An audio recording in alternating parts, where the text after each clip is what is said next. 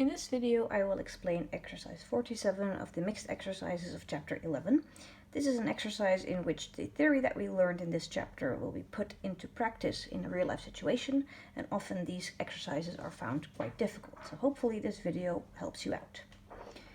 Now, in exercise 47 we are given a quadratic formula, d equals 0.1a squared minus 1.2a, and it's about the depth of a canal. A is the distance from the left bank in meters, and D is the depth of the canal, also in meters. In question A, they give us a value of A of 4, and they ask us to calculate the corresponding depth. So if we fill in for A the value 4, we get the calculation. D equals 0.1 times 4 squared minus 1.2 times 4. We can just take out our calculators and fill it in. 0.1 times 4 squared minus 1.2 times 4, that's minus 3.2. They ask us the meaning of this answer. Well, we filled in for A4 and the value for D is then minus 3.2. That means that at 4 meters from the left bank, the depth of the canal is 3.2 meters. In exercise B, they ask us to calculate the values of A for which the depth is equal to 0. So now they give us a value for D instead of a value for A, and the value of D that they give us is 0. So we could fill in for D 0.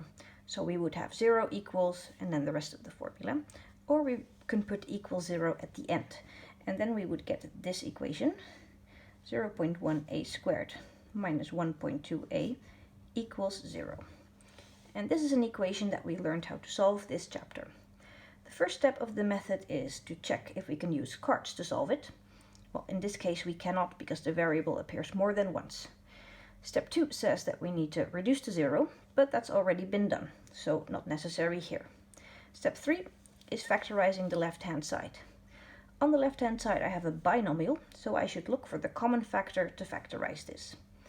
I can definitely use a as a common factor, and I can do that with just a, or I can also find a common factor in the regular numbers. Choose whichever way you want to do it. It both leads to the correct results. I'm going to go with the option in which I look for the regular numbers as well. So if I break apart the first term, I get 0.1a times a. And if I want to break apart 1.2 as well, I can say 1.2 is equal to 0.1 times 12. Make sure that you understand that this is in fact the same as that. Times a. And now I have a as a common factor, but also 0.1. So in front of my opening bracket I can put 0.1a. In between my bracket I put a minus 12. Don't forget the right hand side equals 0. Now this was step 3. The left hand side has been written as a product now. It has been factorized. So step 4 is to solve this equation using the logic. If a product results in 0, then one of those two things that I multiplied must be 0. So I write down that either 0.1a is 0 or that a minus 12 is 0. If 0.1a is 0, then a must be 0. Or in the other solution, a is 12. So these are the two solutions to the equations, the values of a that they asked for. When d is 0, a is 0 or 12. In exercise C, they ask if we now know the width of the canal. Well, in the previous exercise, we calculated the values of a for which d is 0. D was the distance from the left bank, so that means that at 0 meters from the left bank and at 12 meters from the left bank, the height of the canal is 0. The depth, I should say, of the canal is 0. That must mean that the canal is 12 meters wide.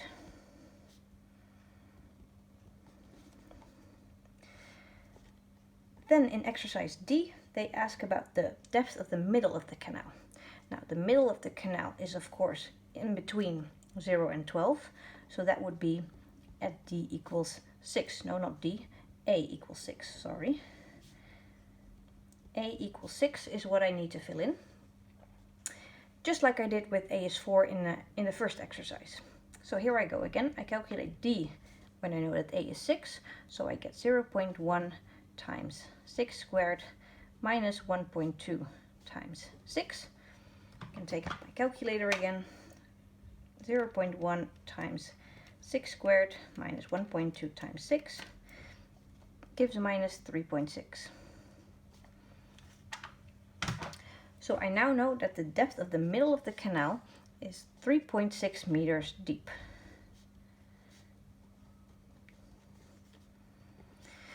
In exercise E, they talk about a boat, of which this is the cross section. The boat has a width of 6 meters and a draught of 2.8 meters. And a boat's draught is the part of a boat's height that sits underneath the water level. So in this case, the part of the boat's height that's underneath the water is 2.8 meters.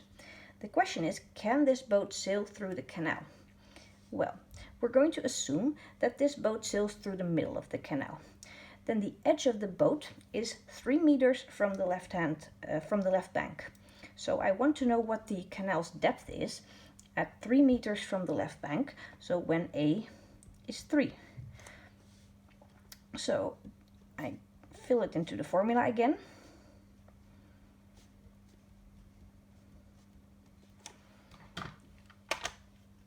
(0.1 times 3 squared minus 1.2 times 3.